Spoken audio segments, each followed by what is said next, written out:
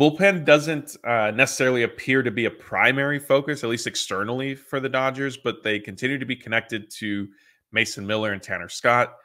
Uh, Miller has gone. He went in complicated matters a little bit by fracturing his left pinky because he was upset.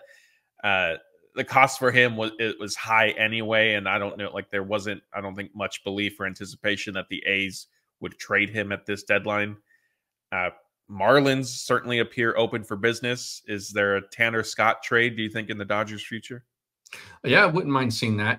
I think Mason Miller, he was on my wish list, but it was always a long shot because from everything that I had been told and what was out there from some of the national reporters was that the A's were asking for everything for him. And so, who knows what the A's are doing, but, Tanner Scott would be a very nice option there. He's a good alternative reliever there. I think that the bullpen's not a huge point of concern at this point, but kind of like starting pitching, like getting this late into the season and when you have playoff aspirations, you can never have enough leverage relievers. And I think bringing in somebody like him bolsters that, knocks out some of the guys who maybe Roberts doesn't trust right now. And just it adds deep depth to that pen, and it helps rotation. When you have a dominant type of bullpen, it really can add it can add some umph to the rotation as well. So I would be for it. Yeah, and this is where I think one of the concerns with Tanner Scott is his walk rate. He's struggling with that a little bit this season, but he is certainly a talented reliever, an elite relief pitcher who would, like you said, would boost the Dodgers bullpen group. And we've seen it in the playoffs. You get into those games, and if a starter is struggling, he's having a much shorter start. Like even Dave Roberts, who has been criticized for maybe leaving pitchers in too long or taking them out too early, like he will be. We've seen him be aggressive and say, no, like I'm going to my bullpen now. And so, to your point, the more kind of trust you have in guys, 1 through 7 in that group, 1 through 8, whatever it ends up being, certainly helps. Do you see Mason Miller getting traded at all, even removing the fact that he has the fractured left? It is on his non-throwing hand, so that does, I guess, help his cause. But that injury aside, did you anticipate him getting traded? I don't think so. And I think the A's probably don't want to trade him. They may see him as a marquee name going forward, and they kind of need that.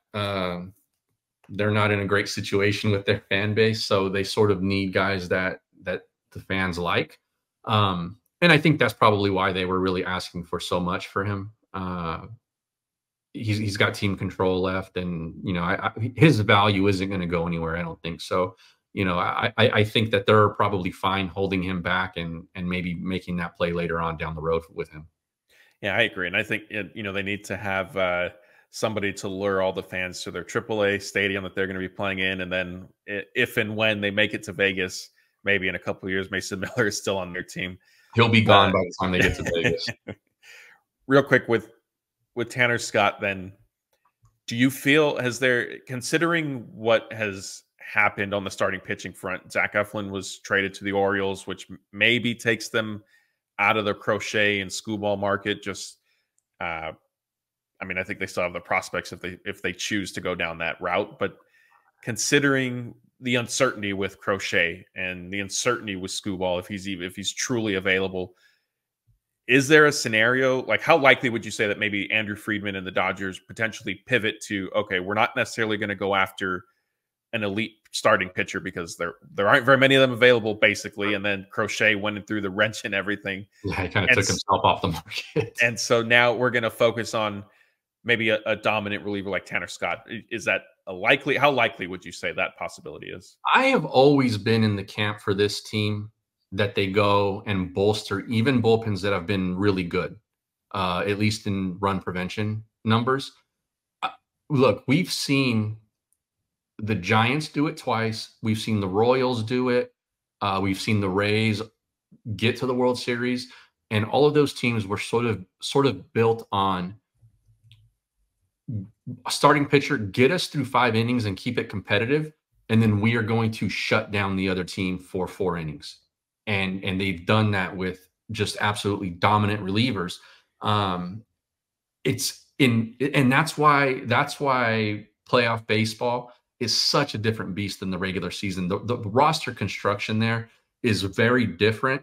You win differently in October than you win during the regular season, and that's one of the ways is that you just lean on that bullpen. If you're good, if they're elite, you lean on those relievers, especially and that's a deal that you make when you may be short of starting pitching, or you don't trust your starting pitching to get through 3 times through the order, that kind of stuff.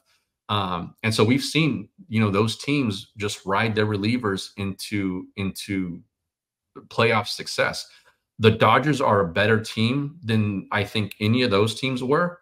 Mhm. And so if they can bolster that bullpen with some of the starting pitching that we believe they should have, health wise and all of that stuff come October, I think that's a money play for them. It's cool to go out and get the Max Scherzer or whoever, but that guy still can only get the ball, once every 5-6 days or whatever. And not to say that they're not valuable. Obviously, starting pitching is incredibly valuable, but I think in October, elite leverage relief pitching is equally as valuable. Yeah. And I think, like I said, it's shaping up for me to be interesting from the standpoint of there aren't a lot of elite starting pitchers available. Do the Dodgers just maybe end up pivoting and going after a strong relief pitcher? Which, a week ago, 2 weeks ago, I wasn't necessarily anticipating. I thought they would just rely on the group and then maybe get somebody kind of a not lower level, but a lesser caliber, not an all-star shutdown relief pitcher, but some Chris Martin. We've seen them do it in the past. Sure. But it wouldn't shock me now if there's a change in strategy, but we'll see. I think if they can go get a guy or two like that, it really does help. I mean, it really does. It might be disappointing that they didn't get Scuball or they didn't get Crochet or whoever, the blockbuster name is, Luis Roberts or Rosarena got traded to Seattle. But I think that, we've talked about it. This team needs to get better on the fringes. They need to get better at the bottom of the order, and maybe that's an outfielder. Or, a Rosarena was a guy we were thinking. It'd be nice to get another frontline level starter. Like you said, there's not many of those, and Crochet may have just taken his name off of the table for the Dodgers. And so I think, looking for the bullpen is something that is not a small move. It might cost you less, and it might not be as sexy, but that's if the guy is legit and he performs, that's not a small move. Yeah, it could end up being an under the radar thing that ultimately pays off in October more so than anybody might have anticipated, myself included.